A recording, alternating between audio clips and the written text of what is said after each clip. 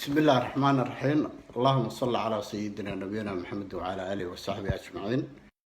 شرف محسن وحويا ولا ليال ورنا حد الله با يلا يسوع شيء يا مدحوينه هراء CMC وحويا سي وحلولا نقمي أرحم دراء شالك دحديسة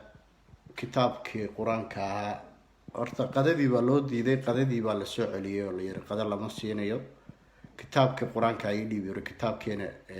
intii laga qaaday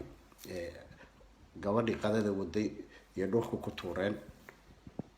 dhiigkarkii waa ku kacsan dhibaatooyin badan oo cadaadis loo geystay daawadiina waa loo diiday waa arrin aad u muruga ah wax dhab oo aniga aan hadda la iga soo gudbiyo weeyaan dalkii marka ninkii ku farxi lahaa iyo ninkii kale waxa weeyaan maamulka gaala bahdilkoodii inuu halkaa gaaro yacnaha way u gaartay ninkii ku farxi lahaa cabdi intii la cuno hadduu dhintana tiisi waa soo gashay si maxamed cabdulla xasan baciil buu la dhintay iyo tolaan malaariya waxay ku dishay karanla hoostiisa marka waxa weeyaan cabdina hadduu taa ay ku dhacdo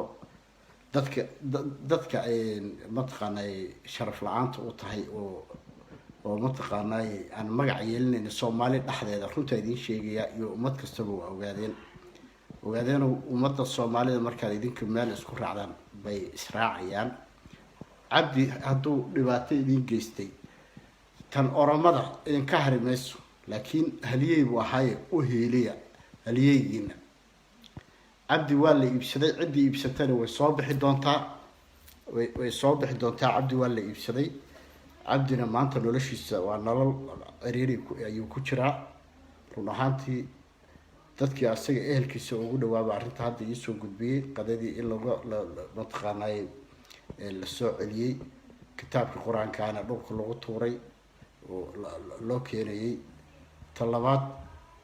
dhiigii baa aad u kacsan oo cadaadis xoogaa xataa waxa dhici karto inay jirdil loo geystay marka meeshii ayuu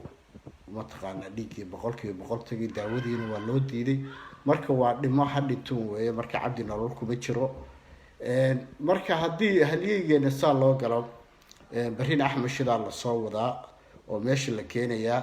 marka ninkii u malaynaya Faysal Cagjar inuu yahay Mustafa Cagjar inuu yahay mataqaanay madaxweyne waa madaxweyne ku xigeen ahna ku simaha madaxweynaha waxa la soo wadaa ninkaas baa la soo wadaa wada taqaanaan meesha la keenayaa dad badanna waa la xasuuqi doonaa dad badanna way dhiman doonaan marka run ahaantii ninka aqliga u hiilay Cabdi Maxamuud Cumar ooga hiilay cadawga oromada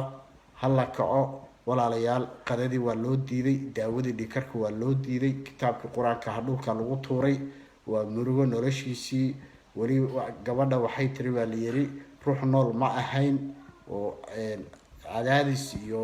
cadaadiska marka ay gabadha sheegayso waa dilitaan jirdil marka naf bade suu u noolaanayo maxkamadba ma iman karo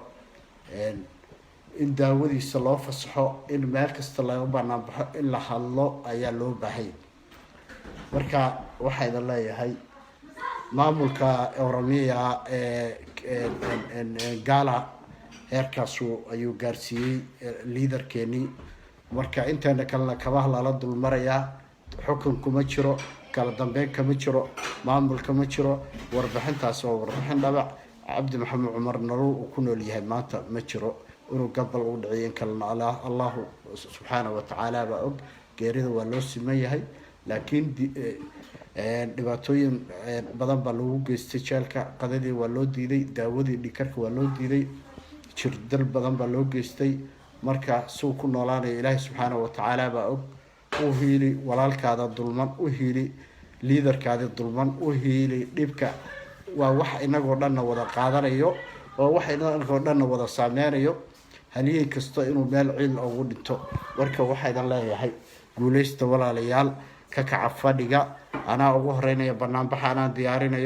ana diyaarinayo shirarka walaalayaal meesha joogtaan maanta ruux ingiliisi qaano daawadiisa hala siiyo hana laga daayo dilka hala dhaho hala soo dhigo saxaafadda Oromo way ku dhex jirtaa caalamkana waan u bandhigaynaa war fadhiga ka kaca wixii warbixin toosan ana idin soo gudbinayo waxa weeye Cabdi Maxamed Cumar noloshiisa maanta meesha ugu xumeed bay taagan tahay. Wassalaamu calaykum waraxmatullaahi wabarakaatuh.